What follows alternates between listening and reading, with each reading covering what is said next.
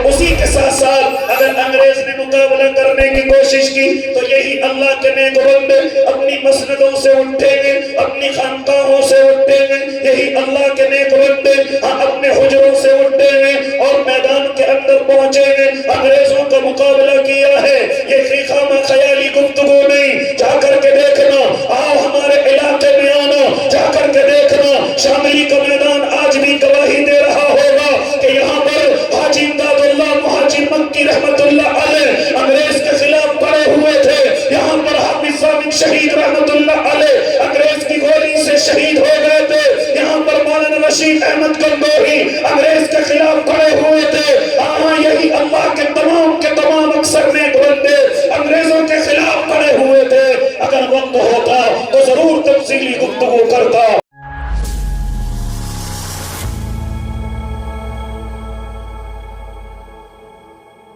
یہ آخری کڑی ہمارے سامنے ہے جو ہم سب کے مخدوم و محترم اور اس محفل کے مہمانان خصوصی ہے۔ اس سے میری مراد حضرت مولانا محمد خالد صاحب میرٹھی ہے۔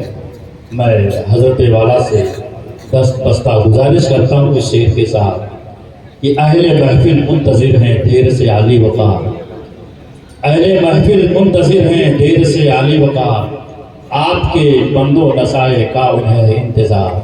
حضرت والا تشریف لائیں اور اپنے بیان سے سامعین کے قلوب کو منور و عطا فرمائیں۔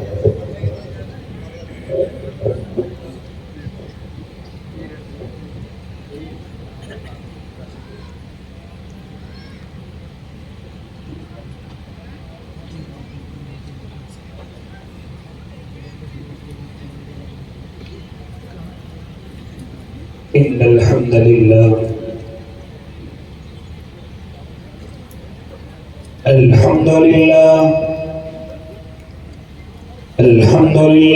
نحمده ونستعينه ونستغفره ونؤمن به ونتوكل عليه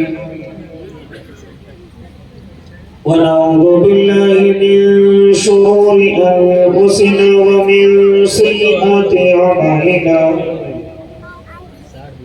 من يهده الله فلا مضل له ومن يضلله فلا هادي له،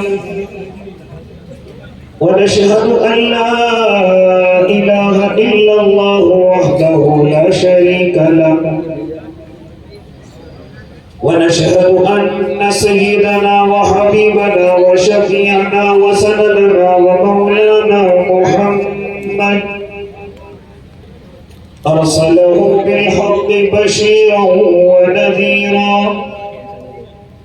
وداعيا إلى الله بإذنه وسراجا منيرا، وصلى الله تعالى على خير خلقه محمد وعلى آله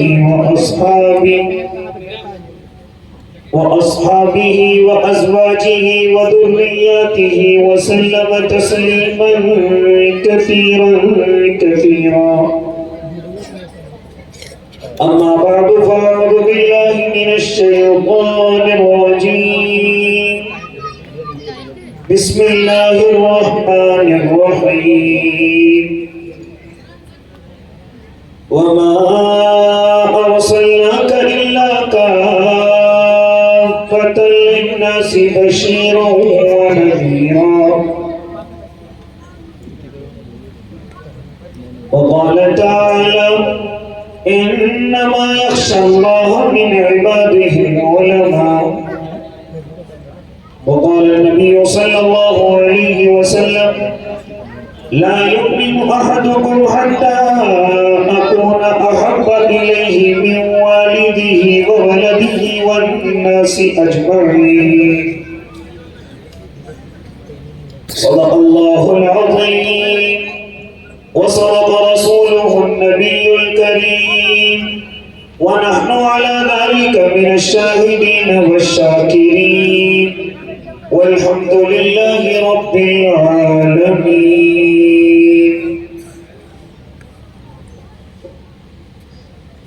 کچھ کفر نے فتنے پھیلائے، کچھ ظلم نے شعلے بھڑکائے، کچھ کفر نے فتنے پھیلائے، کچھ ظلم نے شعلے بھڑکائے، سینوں میں عداوت جاگ اٹھی، انسان سے انسان ٹکرائے، پامال کیا برباد کیا کمزور کو طاقت والوں نے، پامال کیا برباد کیا کمزور کو طاقت والوں نے، جب ظلم و ستم حد سے گزرا تشریف محمد لے آئے، رحمت کی گھٹائیں برسائی، دنیا کی امیدیں بر آئی، رحمت کی گھٹائیں برسائی، دنیا کی امیدیں بر آئی، اکرام و عطا کی بارش کی، اخلاق کے موتی برسائے،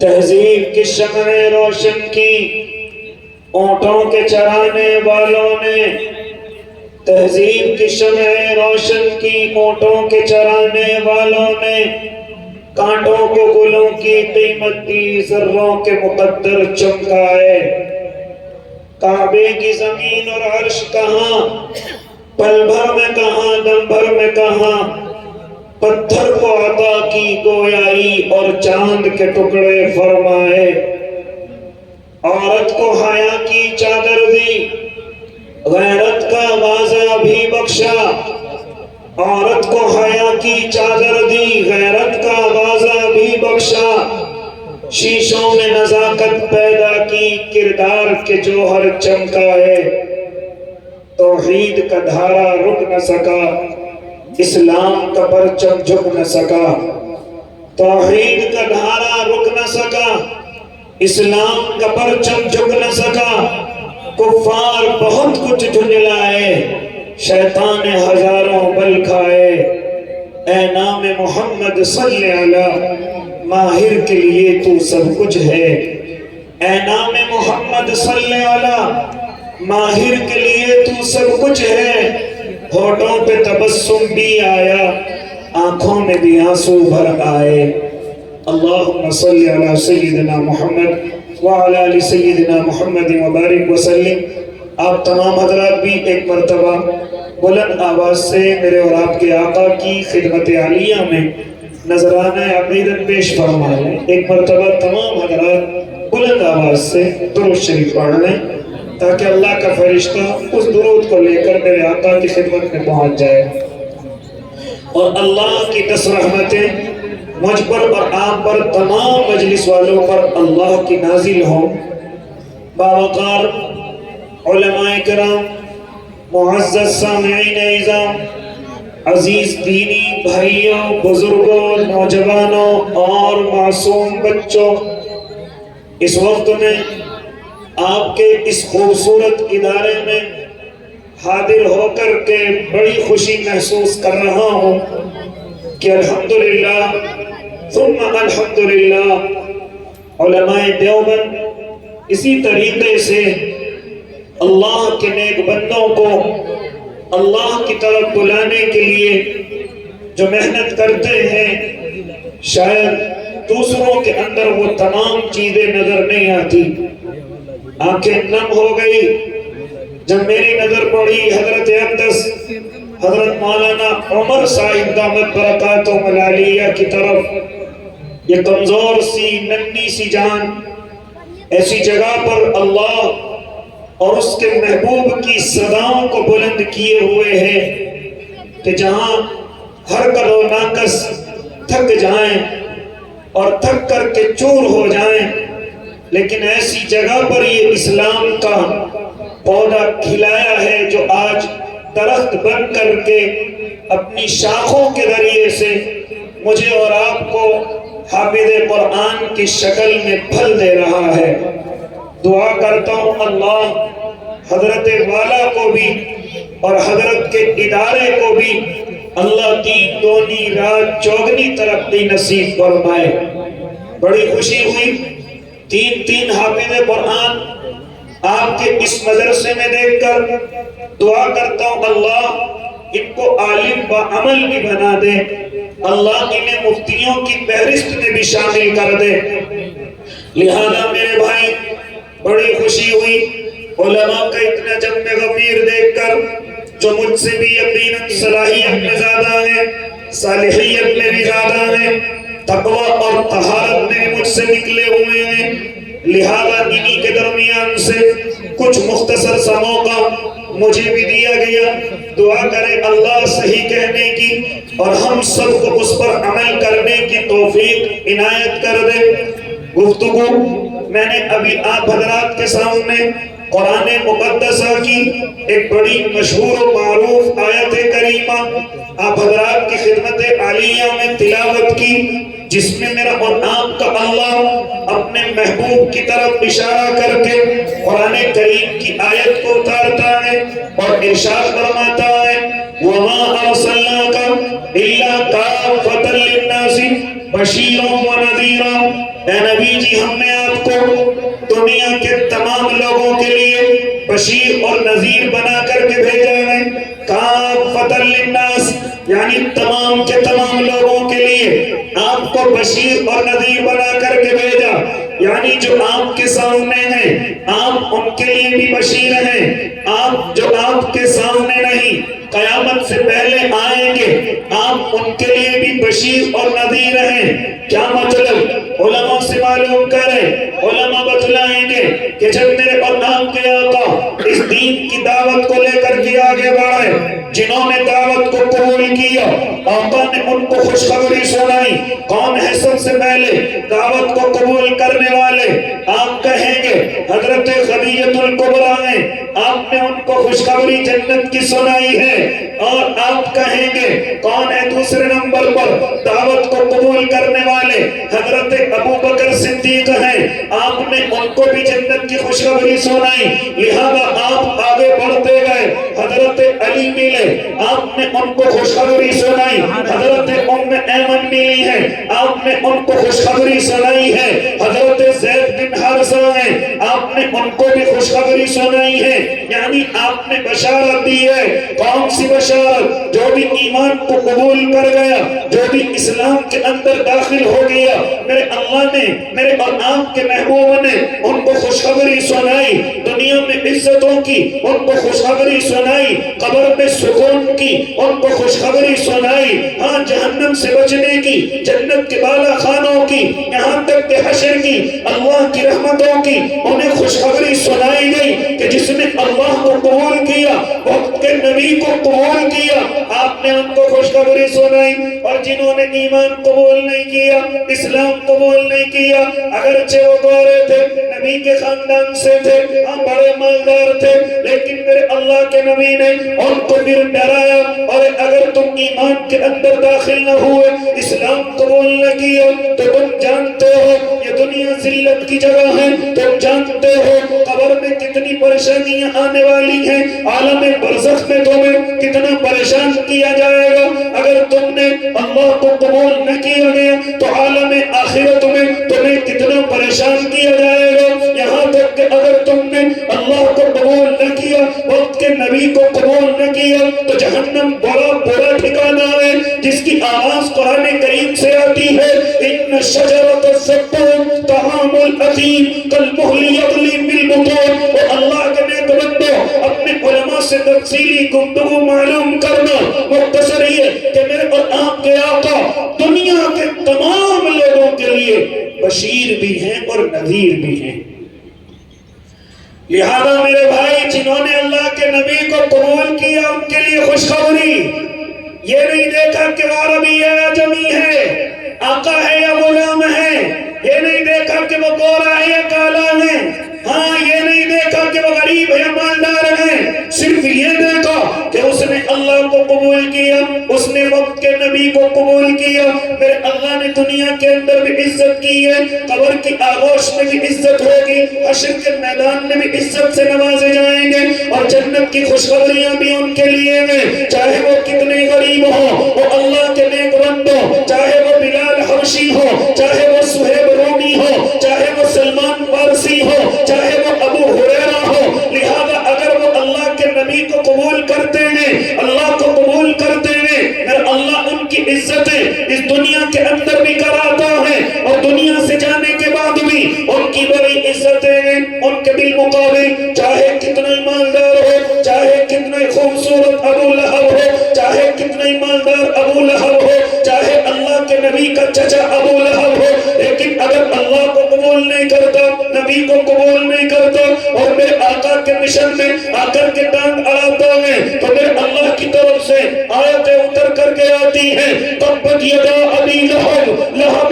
وتب ما اغنى عنه ماله وما كسب سيصلى نارا ذات لهب وامرأته حمالة الحطب في جيدها حبل من مسد. ہاں, یہ ہلاکت کی آیتیں اتر کر کے آ جاتی ہیں, یہ لعنتوں کی آیتیں اتر کر کے آ جاتی ہیں. میرا اللہ جو قبول کرتا ہے یہ نہیں دیکھتا کون ہے, اور جو قبول نہیں کرتا انہیں بھی نہیں دیکھتا کون ہے, عذاب کے اندر مبتلا کر دیتا ہے.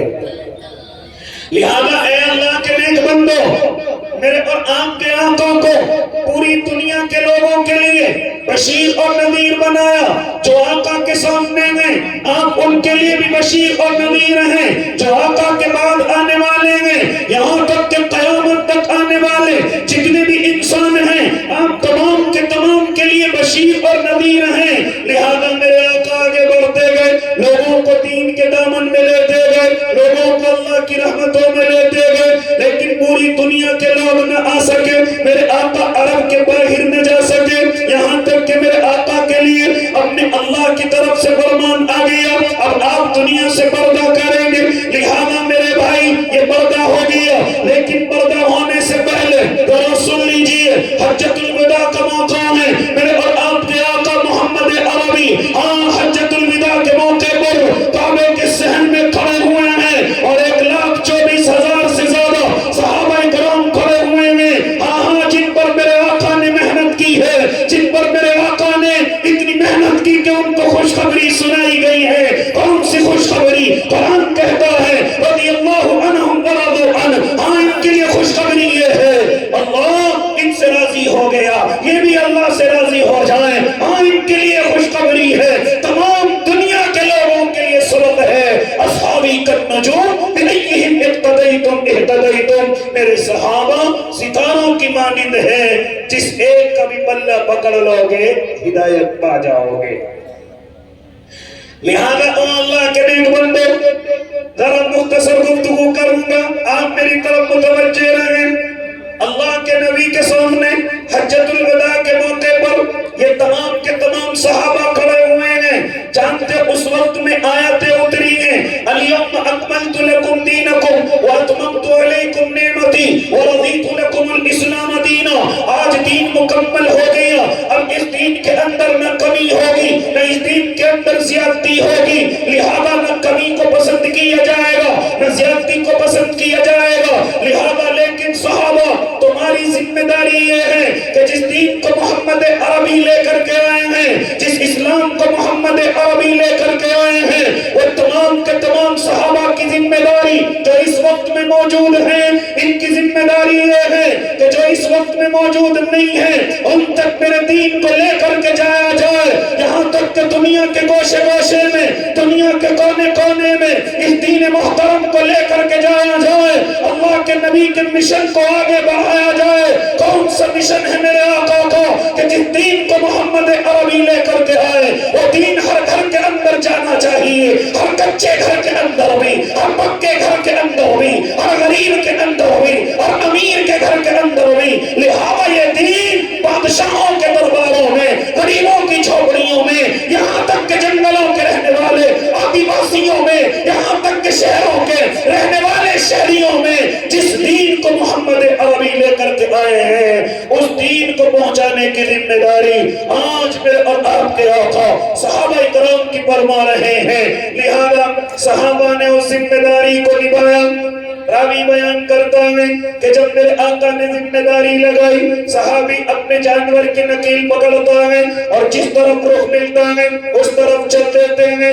لہذا اللہ کے نبی کے زمانے کے بعد یہ لوگ اللہ کے نبی کے دیوانے ملک شام یہ لوگ روم و فارس کے اندر پہنچے، شام و لبنان کے اندر پہنچے، یہاں تک کہ جہاں تک اللہ نے طاقت دی یہ وہاں تک اس دین کو لے کر کے پہنچے، اس مشن کو لے کر کے پہنچے، غریبوں میں بھی پہنچے، امیروں میں بھی پہنچے، لیکن ابھی دین پوری دنیا کے لوگوں تک نہیں پہنچ سکا۔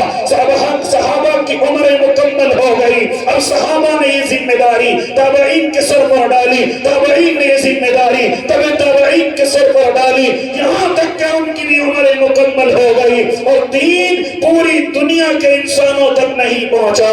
اب یہ ذمہ داری وقت کے علماء کے سروں پر آئی کہ اب یہ دین تمہیں ہر گھر تک پہنچانا ہے۔ لہذا میرے بھائی پھر وقت کے علماء نے، وقت کے اولیاء اللہ نے اس ذمہ داری کو نبھایا۔ کہاں تک گفتگو کرو؟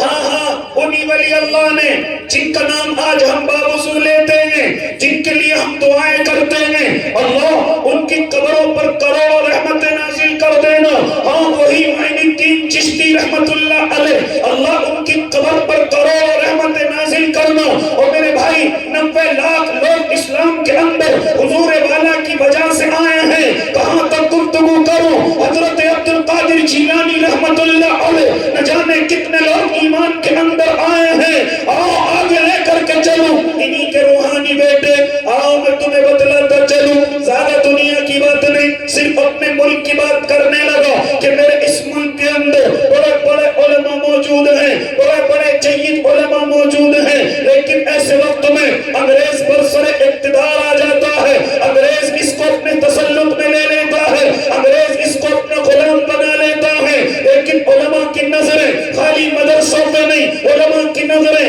خالی مسجدوں پہ نہیں، بلکہ علماء حق ہیں جن کو میں اور آپ حضرت شاہ ولی اللہ محدث دہلوی کے نام سے جانتے ہیں، یہ انگریزوں کی نسل کو پہچانتے ہیں، انہی کے لخت جگر حضرت شاہ عبد العزیز رحمت اللہ علیہ، اللہ ان کی قبر پر بھی کروڑوں رحمت نازل کر دینا۔ لہذا انگریز کی چالوں کو سمجھتے ہیں اور سمجھ کر کے پہلا فتویٰ انگریز کے خلاف دے دیتے ہیں۔ یہ فتویٰ اتنا کارگر ثابت ہوتا ہے کہ پورے ملک کے اندر انگریزوں کے خلاف ایک تحریک چھڑ جاتی ہے، یہاں تک کہ یہاں کا رہنے والا تمام کا تمام ایمان والا، تمام کا تمام اسلام والا انگریز کے خلاف اپنے سر پر کفن باندھ کر کے ان کے لیے برسر پیکار ہو جاتا ہے۔ پھر اللہ رب العزت نے اسی زمانے میں میرے اور آپ کے لیے علماء دیوبند کو بھیجا ہے۔ پھر اللہ نے ان کو اتنا قبول فرمایا کہ ایک ہی وقت میں اگر میں یہ کہتا چلوں علماء دیوبند اپنے اسلام کو بھی بچا کر کے لے گئے، اپنی قوم کو بھی بچا کر کے لے گئے، اور ان کی قربانیاں آج بھی رائے گاہ نہیں جا سکتی، وہ اپنے ملک کو بھی اسی وقت میں بچا کر کے لے گئے۔ لہذا میرے بھائی آپ سے گفتگو کرتا چلو، ہاں انہی کے لخت جگر آج آپ کے بیچ میں رہ کر کے محنت کر رہے ہیں، انہی کی روحانی اولادیں آپ کے بیچ میں رہ کر کے محنت کر رہی ہیں۔ جانتے ہو کیسے وقت میں دارالعلوم کا قیام عمل کے اندر آیا کہ جب انگریز دندناتا پھر رہا ہے اور فرقہ باطل اپنی نظروں کو اٹھائے ہوئے ہیں، اپنی سروں کو اٹھائے ہوئے ہیں، ایسے وقت میں 1866 کے اندر حضرت اقدس حضرت مولانا قاسم نانوتوی اللہ ان کی قبر پر بھی کروڑ رحمت نازل کر دینا، دیوبند کی سرزمین پر ایک پودا لگاتے ہیں جس کو میں اور آپ دارالعلوم کے نام سے جانتے ہیں۔ کیا مقصد ہے؟ انگریز کو بھگانا ہے، کیا مقصد ہے؟ ملک کو بچانا ہے، کیا مقصد ہے؟ دین کی حفاظت کرنی ہے، کیا مقصد ہے؟ جو دین کے اندر زیادتی کرے اسے بھی سمجھانا ہے، جو دین کے اندر کمی کرے اس کو بھی بھگانا ہے۔ لہذا اسی کے تعلق سے محنت کرتے چلے گئے، اور اسی کے ساتھ ساتھ اگر انگریز نے مقابلہ کرنے کی کوشش کی تو یہی اللہ کے نیک بندے اپنی مسندوں سے اٹھیں گے، اپنی خانقاہوں سے اٹھیں گے، یہی اللہ کے نیک بندے اپنے حجروں سے اٹھیں گے اور میدان کے اندر پہنچیں گے۔ انگریزوں کا مقابلہ کیا ہے، یہ خامہ خیالی گفتگو نہیں، جا کر کے دیکھنا، آؤ ہمارے علاقے میں آنا، جا کر کے دیکھنا، شاملی کا میدان آج بھی گواہی دے رہا ہوگا کہ یہاں پر حاجی امداد اللہ مہاجر مکی رحمت اللہ علیہ انگریز کے خلاف پڑے ہوئے تھے، یہاں پر حافظ ضامن شہید رحمت اللہ علیہ رشید احمد گنگوہی انگریز کے خلاف کھڑے ہوئے تھے. یہی اللہ کے تمام اکثر نیک بندے انگریزوں کے خلاف کھڑے ہوئے تھے. اگر وقت ہوتا تو ضرور تفصیلی گفتگو کرتا, لیکن او اللہ کے نیک بندے, آؤ تمہیں بتلاتا چلو کون ہے تمہارے علماء دیوبند, کون ہے یہ اللہ کے شیر, کون ہے یہ کہ جن سے دنیا آج بھی تھراتی ہے, گھبراتی ہے, کون ہے یہ جو فرقہ باطلہ آج بھی ان کے سامنے نظر اٹھانے سے گھبراتا ہے, کون ہے جنہوں نے وقت کے انگریز کے سامنے اپنی آنکھوں کو نیچا نہ کیا بلکہ ہر جگہ مقابلے کے لیے تیار ہو گئے. آؤ ایک دو مثالیں دیتا چلوں. اور میرے بھائی تھانہ بھون کی سرزمین ہے, آج بھی مجھے اور آپ کو گواہی دیتی ہے کہ یہی تھانہ بھون کی سرزمین پر ایک مرتبہ 474 علماء یہاں پر ایک مشورہ کرتے ہیں, انگریز کے خلاف کھڑے ہوتے ہیں. حضرت حاجی امداد اللہ مہاجر مکی کو امیر المؤمنین بنا دیا جاتا ہے. ان کے ہاتھ پر حضرت مولانا قاسم نانوتوی بیعت کرتے ہیں, حضرت مولانا رشید احمد گنگوہی, حضرت حافظ ضامن شہید رحمت اللہ علیہ ان کے ہاتھوں پر بیعت کرتے ہیں. میں تفصیلی گفتگو نہیں, یہ بیعت کس لیے ہے؟ انگریز کا مقابلہ کرنا ہے, انگریز کو اس زمین سے بھگانا ہے. لہذا اگر ہم جیلوں کے اندر جائیں ہمیں پرواہ نہیں, اگر ہمارے سلطن سے جدا ہو جائیں ہمیں کوئی پرواہ نہیں, لیکن ہمیں انگریز کا مقابلہ کرنا ہے. یہ قافلہ تھانہ بھون کی زمین سے اٹھ کر شاملی کی طرف چلا تھا اور میرے اللہ نے ان کو کامیابی بھی عطا فرمائی تھی. اسی مارکے کے اندر حضرت حافظ ضامن شہید رحمت اللہ علیہ شہید ہو گئے تھے. اور اللہ کے نیک بندو, اسی کے تعلق سے انگریز کا ایک قافلہ ان علماء کو تحقیق کرنے کے لیے ایک توپ خانے کو لے کر کے شاملی کی طرف بڑھا تھا. حضرت مولانا رشید احمد گنگوہی جو بڑی کتابیں پڑھانی جانتے تھے, حضرت حاجی امداد اللہ کے پاس پہنچتے ہیں اور پہنچ کر کے کہتے ہیں حضرت انگریزوں کا ایک قافلہ ہمیں مٹانے کے لیے آ رہا ہے, ان کے ساتھ ایک توپ خانہ بھی ہے, اگر آپ اجازت دیں تو میں ان کا مقابلہ کروں. حضرت حاجی امداد اللہ مہاجر مکی ان کو اجازت دے دیتے ہیں. لہذا یہ اپنے 30-40 لوگوں کو لے کر ایک باغ کے اندر چھپ جاتے ہیں. جب انگریز توپ خانے کو لے کر کے نکلتا ہے لہذا یہ فائر کر دیتے ہیں. میرے اللہ کو یہ ادا اتنی پسند آئی, انگریز نے اس فائر کو دیکھا اور سمجھا کہ بڑی کافی تعداد میں لوگ اس باغ کے اندر موجود ہیں, توپ خانے کو چھوڑ کر کے بھاگ گیا. یہاں تک کہ مولانا رشید احمد گنگوہی اس توپ خانے کو پکڑتے ہیں اور کھینچ کر کے تھانہ بھون میں حضرت حاجی صاحب کی خانقاہ کے سامنے لا کر کے پٹک دیتے ہیں. یہ ہے آپ کے علماء دیوبند, یہ ہے آپ کے اللہ کے نیک بندے جن کی آپ محبت کرتے ہیں, جن کی آپ محبت میں دن رات ایک کیے ہوئے ہیں. کہاں تک گفتگو سناؤ. اور اللہ کے نیک بندو, اللہ نے اس مشن کو کہ جس کو نبی لے کر کے آئے علماء کے سر پر ڈالا, علماء اس مشن کو لے کر کے آگے بڑھے. راستے میں انگریز آیا, ہٹا دیا گیا. راستے میں اور کوئی فرقہ آیا, ہٹا دیا گیا. راستے میں اور کوئی کانٹا آیا, اس کو بھی نکال دیا گیا. اور آج علماء دیوبند پوری دنیا کے اندر اپنی تحریک میں کامیاب ہو گئے. لہذا اللہ کے نیک بندوں, مولانا قاسم نانوتوی کا یہ بنیاد رکھنا جس کو میں اور آپ دارالعلوم کے نام سے جانتے ہیں, پوری دنیا کے اندر بیس پہنچا رہا ہے. یہ جو علماء قاسمی کہلاتے ہیں, یہ کون ہے علماء قاسمی؟ یہ اپنی نسبت مولانا قاسم نانوتوی کی طرف کرتے ہیں. یہ دارالعلوم کے طالب علم ہیں, یہ دارالعلوم کے فیض یافتہ ہیں جو اپنے آپ کو قاسمی کہتے ہیں. لہذا آپ قاسمی طالب علم کو دیکھنا کہ کبھی فرقہ باطلہ کو پسند نہیں کرے گا, کبھی دین کے اندر زیادتی کو پسند نہیں کرے گا, کبھی دین کے اندر کمی کو پسند نہیں کرے گا. اگر کوئی زیادتی کرے گا یہ اس کے سامنے کھڑا ہوگا, اگر وہ اپنا ہے یا پرایا کوئی پرواہ نہیں, لیکن دین کی زیادتی پسند نہیں ہے, دین کی کمی پسند نہیں ہے. لہذا اسی کے تعلق سے یہ اللہ کے نبی کے مشن کو لے کر کے آگے بڑھے. اللہ نے دارالعلوم کا اتنا قبول فرمایا کہ حضرت اقدس حضرت مولانا مفتی تقی عثمانی اللہ ان کی عمر میں برکت دے, وہ فرماتے ہیں کہ میں ایسی جگہ پر پہنچا کہ جہاں پر 6 مہینے دن ہے, 6 مہینے رات ہے, میں ایسی جگہ پر پہنچا ہوں. لہذا میں نے وہاں نماز پڑھی. میں نے جب نماز پڑھ کر کے فارغ ہو گیا, میں وہاں کے امام صاحب سے ملا اور مل کر کے ان سے معانقہ کیا. میں نے معلوم کیا آپ کون ہیں, تو اس امام امام صاحب نے بتلایا میں کوئی اور نہیں، میں دارالعلوم کا فیض یافتہ طالب علم ہوں۔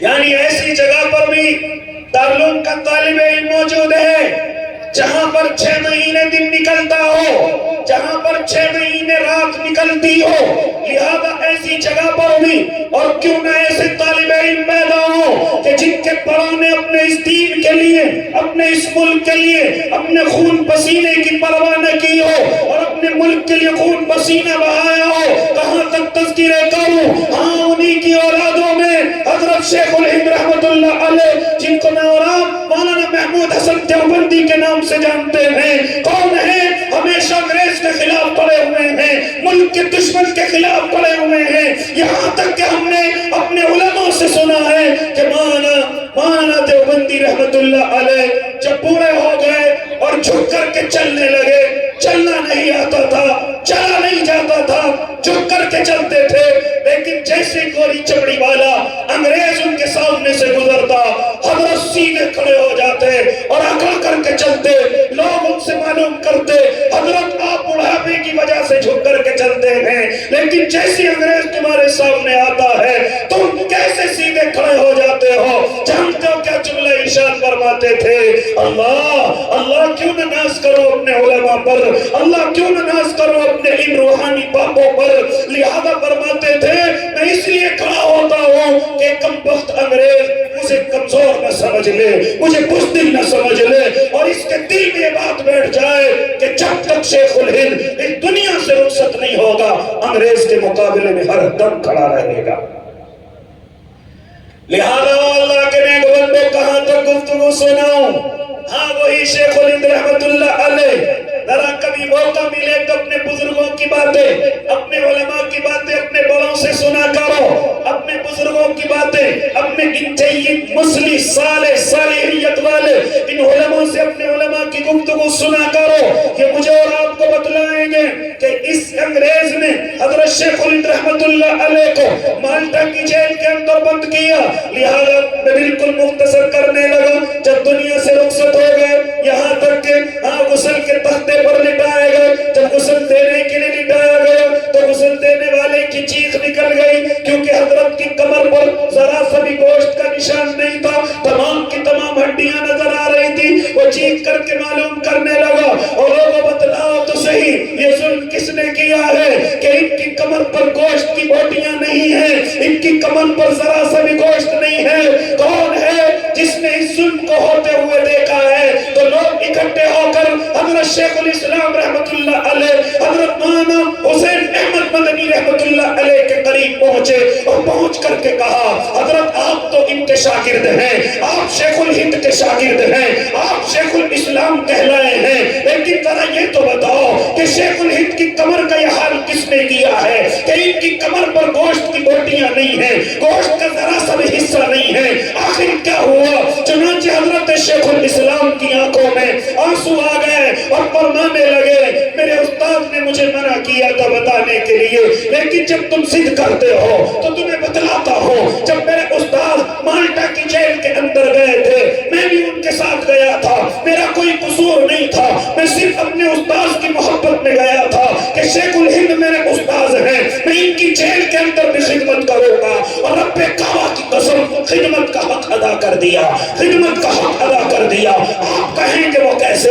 آؤ تمہیں بتلاؤں کس طریقے سے خدمت کا حق ادا کیا۔ جیل میں ہے، سردی کا موسم ہے، علماء فرماتے ہیں کہ حضرت شیخ الاسلام ہاں جب پانی ٹھنڈا ہو جاتا تو رات کے اندھیرے میں سوچتے کہ میرے استاد صبح تہجد کے وقت اٹھیں گے اور پانی ان کو ٹھنڈا ملے گا، میرے استاد کو تکلیف پہنچے گی۔ حضرت شیخ الاسلام پانی کا لوٹا بھرتے اور بھر کر کے اپنے پیٹ سے لگا کر کے پوری رات بیٹھے رہتے تاکہ میرے پیٹ کی گرمی سے یہ پانی گرم ہو جائے اور میرے استاد کو کوئی تکلیف نہ پہنچے۔ اللہ کے نیک بندوں خدمت کا حق ادا کر دیا، اسی لیے تو لوگ آ کر کے معلوم کرتے تھے اے شیخ الاسلام بتلاتے کیوں نہیں کہ شیخ الہند کی کمر پر گوشت کے نشان کیوں نہیں، گوشت کیوں ختم ہو گیا؟ تو حضرت شیخ الاسلام کی آنکھوں میں آنسو اور فرمایا کرتے تھے کہ جب میرے استاذ مالٹا کی جیل کے اندر تھے تو انگریز بڑی تیزی کے ساتھ آتا اور آ کر کے ہر مرتبہ یہی سوال کرتا، اے شیخ الہند تو ننھی سی جان ہے، تجھے چھوڑ دیا جائے گا، اتنا کہہ دے کہ تو انگریز کے خلاف نہیں ہے، تو جہاں مقام چاہے گا دیا جائے گا، جہاں زمین چاہے گا دی جائے گی، جتنا مال چاہے گا دیا جائے گا، لیکن صرف اتنا کہہ دے کہ میں اس انگریز کے خلاف نہیں ہوں۔ رب کعبہ کی قسم شاگرد بتلاتے ہیں حضرت شیخ الاسلام کہ جب انگریز آیا تب حضرت کے غصے میں اضافہ ہوا اور فرمایا کرتے تھے اگر میں نے اپنے الفاظ بدل دیے تو میں اپنے ایمان اور اپنی قوم کے ساتھ سودا کر بیٹھوں گا جس کو میرا اللہ کبھی معاف نہیں کرے گا۔ لہذا اللہ کے نیک بندو کہاں تک گفتگو سنو کہ اس مشن کو لے کر کے آگے بڑھنے میں آپ کے بڑے علماء کی کتنی قربانیاں ہیں، آپ کے بڑے علماء کی کتنی محنتیں ہیں۔ جب استاد کا حال یہ ہے تو شاگرد کا حال کیا ہوگا؟ آپ وہی شاگرد جس کو میں اور آپ شیخ الاسلام کے نام سے جانتے ہیں، حضرت مولانا حسین احمد مدنی کے نام سے جانتے ہیں۔ کون ہے حسین احمد مدنی؟ ہاں، جنہوں نے فتویٰ دیا تھا کہ انگریز کی حکومت میں بھرتی ہونا حرام ہے، انگریز کی چیزوں کو استعمال کرنا حرام ہے، انگریز کا ساتھ دینا حرام ہے، لہذا اور اتنی نفرت کیا کرتے تھے کہ اگر انگریز ہاتھ ملا لے جب تک اپنے ہاتھ کو نہ دھو لیتے تو اس کو استعمال میں نہ لاتے، یہاں تک کہ انگریز سے ہاتھ ملانے کے بعد اپنے ہاتھ کو صابن سے دھویا کرتے تھے۔ اتنی نفرت اس ملک کے دشمن سے کیا کرتے تھے۔ اور اللہ کے نیک بندو، ہاں وہی شیخ الاسلام کہ جنہوں نے انگریز کے خلاف فتویٰ دیا، لاہور کی عدالت کے اندر ان کو پیش کر لیا گیا۔ لاہور کی عدالت کا جج کہتا ہے، مولانا جوہر وہیں پر موجود ہے، لہذا انگریز جج کہتا ہے اے حسین احمد ہم نے سنا ہے کہ تو نے انگریز کے خلاف فتویٰ دیا ہے، اس کی حکومت میں بھرتی ہونا حرام ہے، اس کی چیزوں کو استعمال کرنا حرام ہے، اس کی فوج میں بھرتی ہونا حرام ہے کہ تو نے یہ فتویٰ دیا ہے۔ شیخ الاسلام کی آنکھیں سرخ ہو جاتی اور فرماتے انگریز جج کیا کہتا ہے فتویٰ دیا ہے، تیری عدالت میں کھڑا ہو کر کے فتویٰ دیتا ہوں، دیا کیا ہے ابھی کھڑا ہو کر کے فتویٰ دیتا ہوں، تیری حکومت میں آنا حرام ہے، تیرے ساتھ دینا حرام ہے، تیری چیزوں کو استعمال کرنا حرام ہے، تیری فوج کا ساتھ دینا حرام ہے۔ لہذا جب یہ تقریریں انگریز کی عدالت میں ہو رہی ہیں تو مولانا جوہر قدموں میں پڑ گئے اور پڑھ کر کے کہنے لگے حضرت ذرا رحم کھائیے، قوم کو آپ کی ضرورت ہے، اپنے جملوں کو بدل لیجئے۔ جانتے ہو کیا فرماتے تھے؟ جوہر پیچھے ہٹ جاؤ، اللہ کی قسم اگر آج الفاظ بدل گئے تو ایمان بدل جائے گا۔ آج اگر الفاظ بدل گئے تو ایمان بدل جائے گا۔ قوم کو کیا جواب دوں گا؟ دنیا سے جا کر کے اللہ کو کیا جواب دوں گا؟ لہذا یہ ہیں میرے اور آپ کے بڑے، یہ ہیں میرے اور آپ کے روحانی والد محترم، کہاں تک تذکرے سناؤ او اللہ کے نیک بندو۔ جب انگریز نے دیکھ لیا کہ اس سے میدانوں میں ہم کامیاب نہیں ہو سکتے، لہذا اس نے دوسرا طریقہ اختیار کیا، اس نے اپنے پادریوں کو بلایا، بڑے بڑے پادریوں کو بلا کر کے ان کو حکم جاری کر دیا گیا کہ آپ ملک کے گوشے گوشے میں پہنچے، آپ ملک کی گلیوں گلیوں میں پہنچے اور جا کر کے لوگوں کو اور بالخصوص اسلام والوں کو، بالخصوص ایمان والوں کو اپنے مذہب کے اندر داخل کرو، اپنے مذہب کے اندر لے کر کے آؤ۔ لہذا جتنی تیزی کے ساتھ یہ مذہب کے اندر آئیں گے، یہ اسلام کو چھوڑ کر کے آئیں گے، اتنی ہمارے غلام بن جائیں گے۔ لہذا میرے بھائی یہ پادری ہاں جگہ جگہ گلیوں میں ٹہلتے، شہروں میں ٹہلتے، گاؤں کی بستیوں میں پہنچتے اور لوگوں کو اپنے مذہب کی دعوت دیتے، یہاں تک کہ علماء فرماتے ہیں کہ مسجد کی سیڑھی پر بیٹھ کر، جس کی جامع مسجد آج بھی گواہی دے گی کہ دہلی کی زمین کی مسجد پر بیٹھ کر، وہاں کی پیڑیوں پر بیٹھ کر پادری پنڈر اعلان کرتا تھا نعوذ باللہ اسلام جھوٹا ہے، ان کا نبی نعوذ باللہ جھوٹا ہے۔ لہذا اگر کوئی اس کی بات کا جواب دیتا اس کی گردن کو قلم کر دیا جاتا، لیکن علماء کہاں تک برداشت کرتے. اللہ ان کی قبر پر کروڑ رحمت نازل کرنا. کون ہے؟ حضرت اقدس حضرت مولانا رحمت اللہ کیرانوی, جو کیرانہ کی سرزمین سے اٹھتے ہیں, دہلی کی سرزمین پر پہنچتے ہیں اور پادری پنڈر کے لیے جواب دیتے ہیں. یہاں تک کہ بڑے بڑے میدان مناظرے سجائے گئے, لیکن پادری کہاں تک جواب دے سکتا تھا؟ وہ اس ملک سے کہتا ہوا دوڑا, او پیدا کرنے والے کی قسم, ہزاروں علماء نہیں بلکہ اگر ایک بھی صحیح عالم اس زمین پر موجود ہے, ہم انگریز اپنے مشن میں کامیاب نہیں ہو سکتے.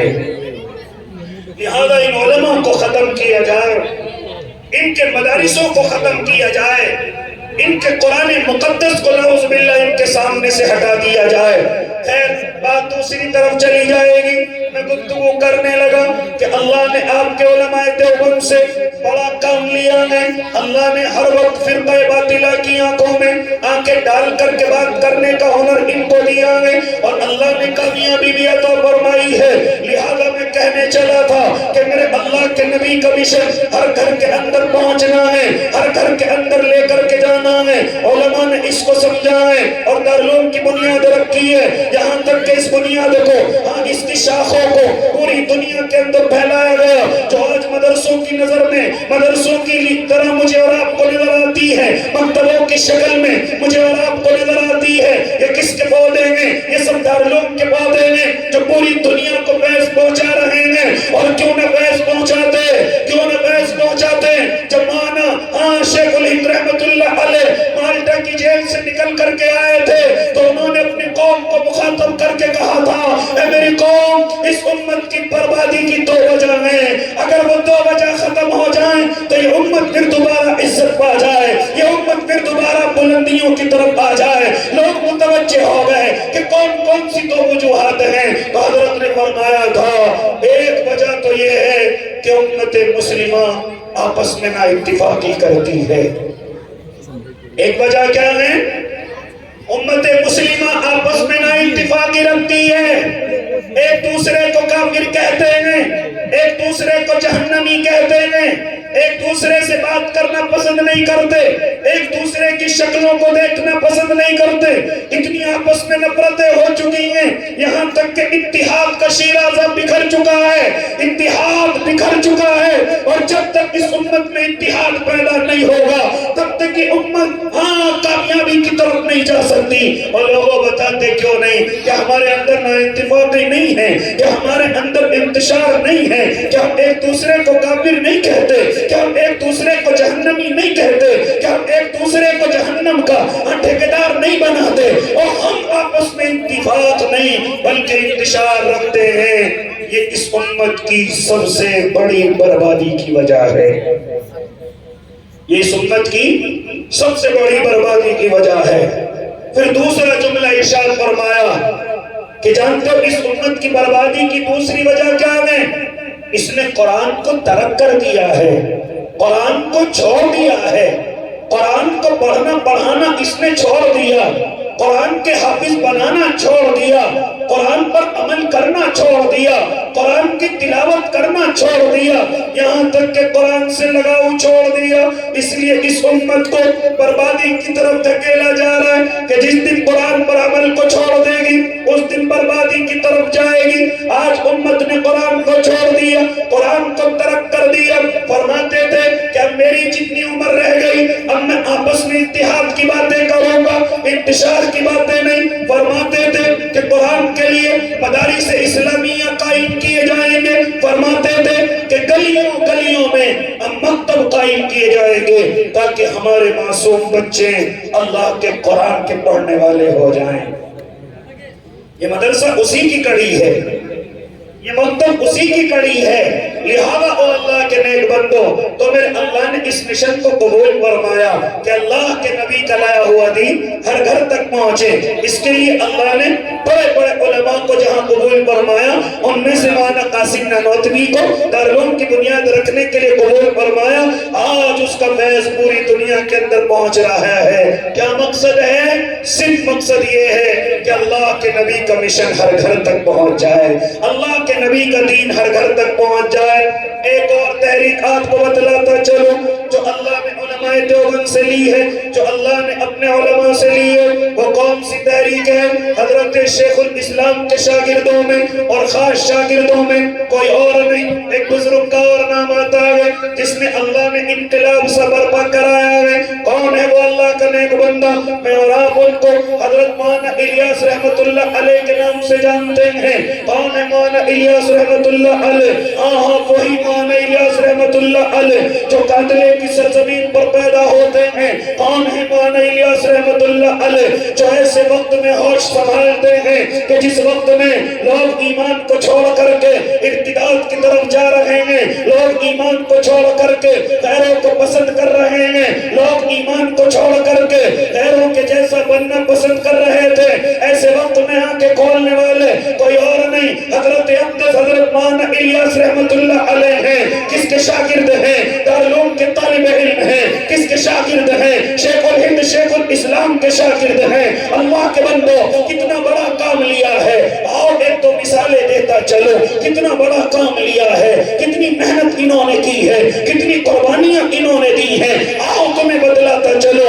ہاں وہی مولانا الیاس جو کاندلے کی زمین کو چھوڑ کر ہاں دلی کی سرزمین پر نظام الدین کی ایک چھوٹی سی مسجد میں یہ اللہ کے نیک بندے پہنچتے ہیں، ذرا سی مسجد ہے، دیکھتے ہیں کہ کچھ مزدور ہیں جو میوات کے آئے ہوئے ہیں اور آ کر کے دہلی میں مزدوری کرتے ہیں۔ میں نے سنا کہ مسلمان ہیں، میں نے سنا کہ ان کے باپ دادا ایمان والے ہیں، لیکن مولانا فرماتے ہیں جب میں ان کے قریب پہنچا تو ان کے نام بھی مسلمانوں کے نہ تھے، جب میں ان کے قریب پہنچا ان کو کلمے کا معلوم نہ تھا، ان کو اللہ کا معلوم نہ تھا، ان کو اپنے نبی کا معلوم نہ تھا، لہذا میری آنکھوں سے آنسو آ گئے۔ میں نے ان مزدوروں سے کہا اور مزدوروں تم مزدوری چھوڑو، چلو الیاس کے ساتھ چلو۔ تمام کے تمام مزدور حضرت مولانا الیاس کے ساتھ چل پڑے۔ آپ ان کو اکٹھا کر کے مسجد سی چھوٹی سی مسجد کے اندر لے کر کے آئے اور ان سے کہا آج الیاس تمہیں مزدوری دے گا، ذرا اپنے ہاتھ منہ دھو لو، ذرا وضو کر لو اور ایسے کرنا جیسے میں کرتا ہوں۔ نماز پڑھوانی شروع کی، یہاں تک کہ کتاب کو لے کر کے بیٹھ گئے، تعلیم کرنی شروع کی۔ یہ میرے اللہ کو اتنا پسند آیا کہ جب شام ہو گئی وہ مزدور اپنے گھروں کو جانے لگے تو مولانا نے اپنی جیب سے ان کو نکال کر کے مزدوری دی ہے اور کہا ہے یہ آج تمہاری مزدوری ہے۔ وہ خوش ہوتے ہوئے اپنے گھروں کو پہنچے، لوگوں کو جا کر کے بتایا ارے آج تو بڑا اچھا مالک ملا تھا، آج تو بڑا اچھا مالک ملا ہے، اس نے ہم سے زیادہ مزدوری نہیں کرائی، اس نے ہم سے زیادہ محنت نہیں کرائی، بلکہ ہمارے ہاتھ منہوں کو دھویا اور ہم سے اٹھک بیٹھک لگوائی۔ ایسے مسلمان تھے کہ ان کو نماز کا معلوم نہیں تھا، وہ اس کو بھی بیٹھک بتا رہے تھے، وہ اس کو بھی اٹھک بیٹھک بتا رہے تھے۔ مولانا نے پھر کہا کہ تم صبح پھر آؤ گے، چنانچہ تمام کے تمام اور زیادہ مزدور مسجد کی طرف آئے، ان کے ساتھ بھی ایسے ہی کیا گیا۔ سب سے پہلے ان کے ناموں کو ٹھیک کیا گیا، ان کے کلموں کو درست کیا گیا، ان کو نماز سکھائی گئی، ان کو وضو سکھایا گیا، ان کو قرآن کی تلاوت ان کے سامنے کی گئی، ان کے سامنے قال رسول کی صدائے بلند کی۔ لہذا مانا مسجد کے اندر رہتے ہوئے پھر مسجد سے باہر جاتے، لوگوں کی کھیتیوں میں پہنچتے، لوگوں کے کھلیانوں میں پہنچتے، کوئی مار کر کے بھگا دیتا، کوئی مجنون کہہ کر کے بھگا دیتا، کوئی دیوانہ کہہ کر کے بھگا دیتا۔ لہذا کامیابی کا کوئی راستہ نظر نہیں آتا تھا، یہاں تک کہ کھانے کی چیزیں بھی نہ تھی، پینے کی چیزیں بھی نہ تھی۔ لوگ اکٹھے ہو کر کے آتے اور کہتے حضرت آپ کی جو قاتلے کی زمین ہے وہ غیروں نے قبضے میں لے لی ہے، تو حضرت فرماتے تھے مجھے اپنی زمینوں کی کوئی پرواہ نہیں، اللہ کی قسم پرواہ ہے تو اس چیز کی کہ مسلمان بغیر کلمے کے دنیا سے جا رہا ہے۔ مجھے اپنی زمینوں کی کوئی پرواہ نہیں ہے، مجھے اپنی جائیدادوں کی کوئی پرواہ نہیں ہے، اگر پرواہ ہے تو صرف اس چیز کی کہ اللہ کا بندہ بغیر کلمے کے دنیا سے رخصت ہو رہا ہے، لہذا اسی میں مجھے محنت کرنی ہے، اسی میں مجھے آگے بڑھنا ہے۔ اللہ نے ان کی محنت کو اتنا قبول فرمایا، علماء فرماتے ہیں ایک نہیں دو نہیں بلکہ 38 لاکھ لوگ واپس ایمان کے اندر حضرت مولانا الیاس کی محنت سے آئے تھے۔ کتنے لوگ آئے تھے؟ 38 لاکھ لوگ دوبارہ ایمان کے اندر آئے، دوبارہ اسلام کے اندر آئے۔ کہاں تک قربانی سناؤ؟ دلی کی سرزمین پر ان کے لیے کھانے کے لیے کچھ نہیں، پینے کے لیے کچھ نہیں۔ جب دیکھتے کہ دن کے اندر کچھ کھانے کو نہ ملے گا تو سحری کے وقت اٹھتے اور اٹھ کر کے روزے کی نیت سے کچھ کولر اتارتے اور ان کولروں کو نمک لگا کر کے کھا لیا کرتے۔ پورا دن اسی طرح روزے سے گزرتا، پورا دن اسی طریقے سے روزے کی حالت میں گزرتا۔ جب افطاری کا وقت آتا تب کوئی کھانے پینے کی چیز نظر نہ آتی، پھر اپنے مرید سے کہتے کولر توڑ کر کے لے آؤ، وہ پھر توڑ کر کے لاتا۔ آپ دسترخوان بچھاتے، کولروں کو اس پر رکھتے اور افطاری کا وقت ہو کر اپنے اللہ کا نام لے کر پھر انہی کولروں سے افطار کر لیا کرتے تھے۔ اور اللہ کے نیک بندو، ایک مرتبہ حضرت کی نظر پڑی ہے اپنی بیوی پر، اتنے بڑے خاندان کی محترمہ ہیں، یہ بھی میرے ساتھ پریشان ہے۔ چنانچہ اپنی محترمہ کو بلاتے ہیں اور بلا کر کے کہتے ہیں اور شہزادی تم میرے ساتھ کیوں پریشان ہو؟ لہذا اگر تم چاہو تو میں تمہیں طلاق دے دیتا ہوں اور تم جا کر کے دوسرا نکاح کر لو اور اپنی زندگی اچھے طریقے سے گزار لو۔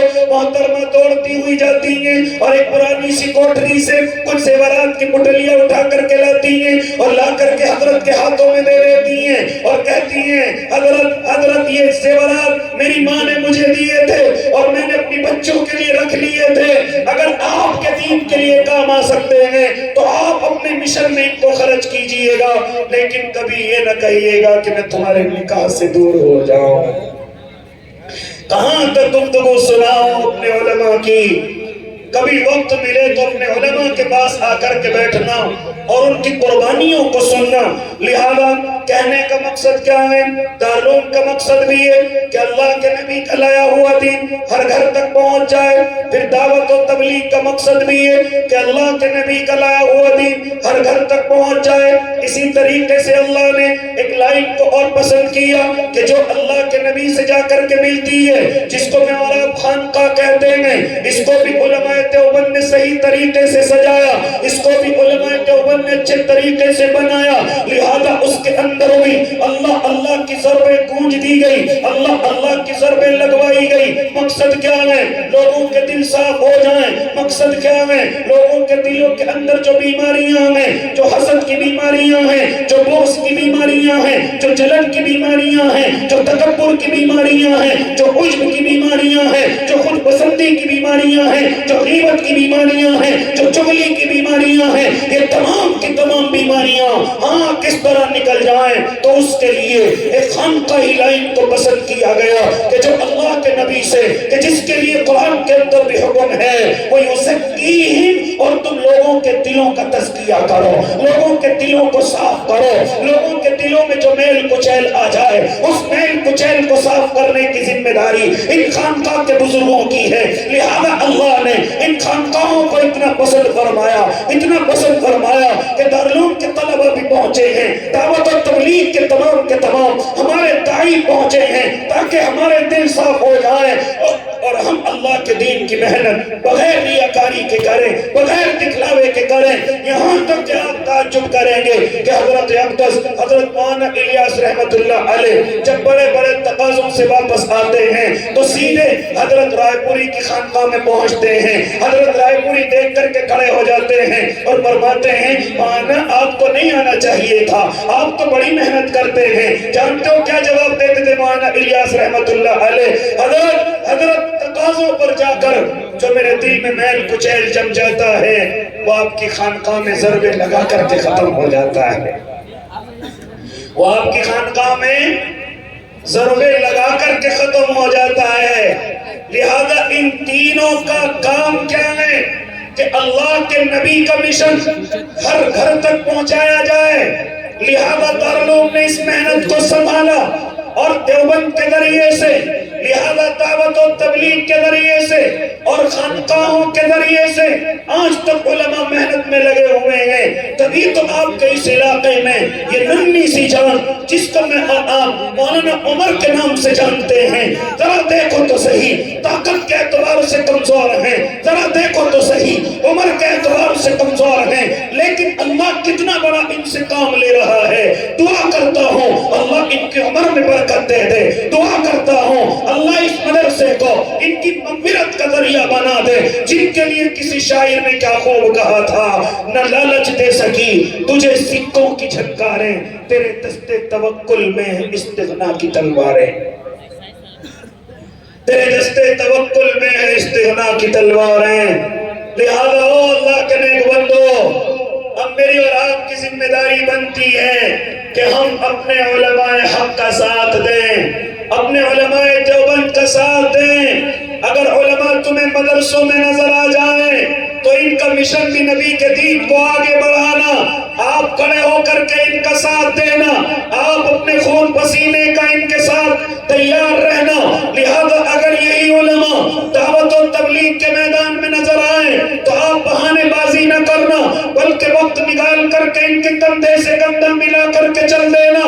اگر یہی علماء تمہیں اپنی خانقاہوں کے اندر بلائیں تو بے دھڑک اور بے جھجک ہو کر کے ان کی خانقاہوں کے اندر چلے جانا، وہاں آپ کے ساتھ کوئی معاملہ دنیا داری کا نہیں، بلکہ صرف اتنا کہا جائے گا کہ اپنے دلوں کو صاف کرو، اپنے دلوں کی بیماریوں کو صاف کرو، اپنے دلوں کا تزکیہ کرو۔ لہذا یہ علماء مجھے آپ کو سمجھائیں گے۔ اتنی دور آ کر کے میں نے جو دیکھا، ارے یہ علماء کیسے محنت کر رہے ہیں، اللہ تو ان کو کیسے طاقت دے رہا ہے، یہ اتنی دور انجان جگہوں پر آ کر یہ تیرے دین حق کو آگے بڑھا رہے ہیں۔ میں کچھ نہ کہہ سکا، صرف دعائیں نکلی، اللہ میرے تمام علماء جو ادھر دور دراز زندگی گزار رہے، اللہ تو ان کی چاروں طرف سے حفاظت فرمانا، اللہ تو ان کی چاروں طرف سے حفاظت فرمانا۔ لہذا اسی کے ساتھ ساتھ اس مدرسے کے اندر آ کر کے خوشی ہوئی کہ 3 طالب علم حافظ قرآن ہو گئے، 3 طالب علم اللہ کے نام کو اپنے نام کے ساتھ لگانے والے ہو گئے۔ دعا کرتا ہوں اللہ ان حافظوں کو عالم بھی بنا دے، مفتی بھی بنا دے۔ یہ جانتے ہو وجہ کیا ہے؟ ابھی مجھ سے پہلے مولانا عطا اللہ فرما رہے تھے کہ ایک آدمی 10 کو لے کر کے جنت میں جائے گا، اپنے ماں باپ کو لے کر کے بھی جائے گا، لیکن میں دعا کرتا ہوں اللہ ان کو حافظ کے ساتھ ساتھ عالم بھی بنا دے۔ یہ دعا کیوں دینے لگا؟ اس لیے کہ جب جنتی جنت کے اندر جائیں گے اللہ ان علماء کو دروازوں پر روک لے گا اور روک کر کے کہے گا اے علماء کی جماعت کدھر چلے؟ یہ علماء فرمائیں گے اللہ ہماری جنت کا فیصلہ ہو گیا۔ اللہ فرمائے گا ذرا پیچھے مڑ کر کے دیکھو، تم سے محبت کرنے والے کھڑے ہوئے ہیں، تمہیں ہدیے اور تحفے دینے والے کھڑے ہوئے ہیں، ارے تمہاری طرف سے لوگوں سے بحث کرنے والے کھڑے ہوئے ہیں، تمہیں اپنے دسترخوانوں پر بلانے والے کھڑے ہوئے ہیں، اپنی خون پسینے کی روٹیاں تمہیں پہنچانے والے کھڑے ہوئے ہیں۔ اللہ کون ہے؟ ارے ہاں آج اپنے گناہوں کی وجہ سے مایوس ہیں، آج اپنی غلطیوں کی وجہ سے مایوس ہیں، اللہ کرنا کیا ہے؟ تو میرا اللہ انہی علماء کو حکم دے گا تم جتنوں کو اشارہ کرو گے ہم تمہارے اشارے پر سب گناہگاروں کو جنت عطا کریں گے۔ لہذا کیوں نہ دعا کریں اللہ ان کو عالم بعمل بھی بنا دے، اور کیوں نہ دعا کروں جتنے آپ بیٹھے ہوئے اس جلسے کے اندر شریک ہوئے، کیوں نہ دعا کروں اللہ تمہیں بھی ایک ایک حافظ دے دے، اللہ تمہاری اولادوں میں بھی عالم دے دے۔ جانتے ہو یہی میری اور آپ کی دنیا کی کمائی کا ذریعہ ہے، ورنہ یاد رکھنا اعمال ایسے نہیں کہ اللہ کو دکھا دے جا کر کے، لیکن اگر یہ اولاد کامیاب ہو گئی تو انشاءاللہ العظیم یہی اولاد اس دنیا میں بھی عزت کا ذریعہ بنے گی اور کل قیامت کے میدان میں بھی عزت کا ذریعہ بنے گی۔ اس لیے مولانا کی باتوں کو دھیان دیا جائے کہ انشاءاللہ ہم اپنے بچوں کو انشاءاللہ عالم بنائیں گے، حافظ بنائیں گے، مفتی بنائیں گے، اس وجہ سے بھی کہ دنیا کے اندر بھی کامیاب ہوں، اس وجہ سے بھی کہ آخرت کے میدانوں میں یہ خود بھی جنت میں جائیں اور یہ ہمیں بھی جنت کے اندر لے کر کے جائیں۔ لہذا میرے بھائی ارادے کرتے ہیں انشاءاللہ کہ اپنے علماء دیوبند کا ساتھ دیں گے نا انشاءاللہ۔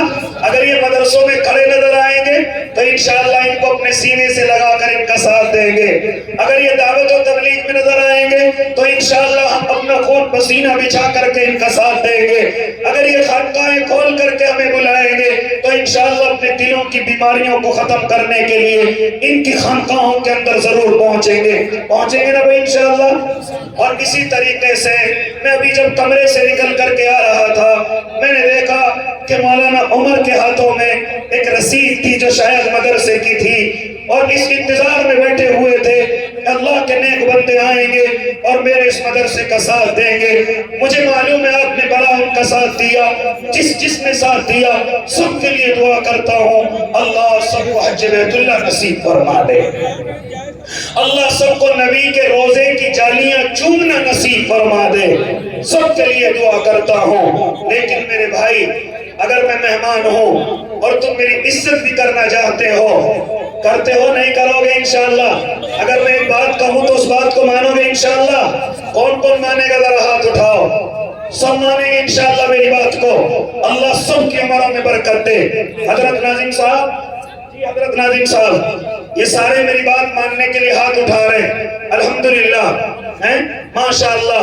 آپ علماء سے محبت کرتے ہیں نا, علماء کے ساتھ ساتھ اپنے نبی سے محبت کرتے ہیں انشاءاللہ. اور یہ نبی کے وارث ہیں, انہی کی وارث کی اولادیں ہیں جو حافظ قرآن ہوئی ہیں. اور دعا کرے اللہ جتنے اس مدرسے میں طلبہ پڑھتے ہیں اللہ سب کو کامیابی نصیب فرمائے. تم سے ایک بات صرف یہ کہنی ہے ناظم صاحب, ایک رومال ہے آپ کے پاس, دیکھیے یہ رومال ہے. اللہ کے نبی کی محبت میں اس کو پھیلایا جائے گا. آپ جتنے بھی بیٹھے ہوئے ہیں جیسی بھی آپ کو اللہ نے توفیق دی ہے اس رومال کے اندر 10 20 100 50 200 جیسی اللہ نے گنجائش دی ہے یہ رومال نبی کی محبت میں بچھایا جائے گا.